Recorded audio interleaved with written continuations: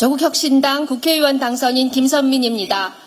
윤석열 대통령과 국민의힘은 국민연금 모수 개혁에 동참하시기 바랍니다. 2022년 7월 구성된 국회 연금개혁특별위원회는 공론화위원회를 구성하고 연금개혁안에 대해 수기를 거듭해왔습니다.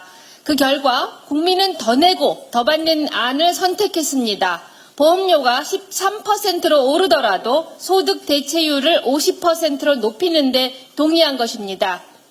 연금개혁특위는 협의를 거듭해 보험료율 13%의 의견을 같이 했고 소득 대체율에서만 43%와 45%로 견해를 달리했습니다.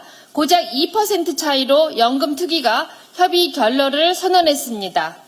이 가운데 지난 24일 더불어민주당은 국민연금 개혁안을 새로 제시했습니다.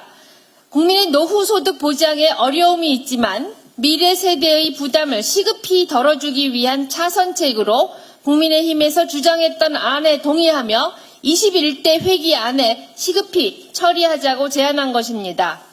조국혁신당은 공론화위원회의 선택인 보험료 13%, 소득 대체율 50% 안을 존중합니다.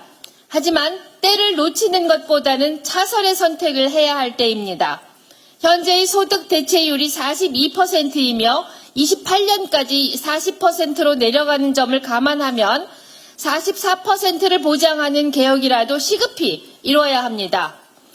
전문 투자기관인 머서와 글로벌 투자전문가협회가 전 세계 47개국의 연금제도를 조사한 결과에 따르면 한국의 연금제도는 42위에 그친 것으로 평가되었습니다. 납입자에게 돌아가는 혜택을 뜻하는 적정성 면에서는 꼴찌였고 중국, 멕시코, 남아공, 인도네시아보다도 점수가 낮았습니다.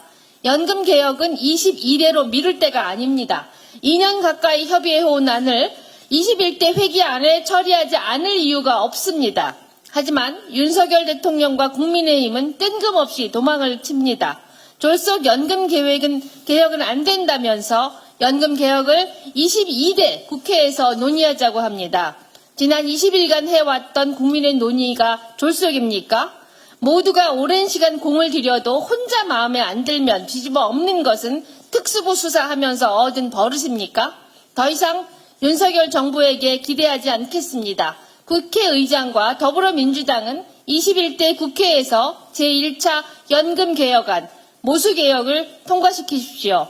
제2차 연금개혁, 즉 구조개혁은 22대 국회에서 조국혁신당이 앞서겠습니다. 감사합니다.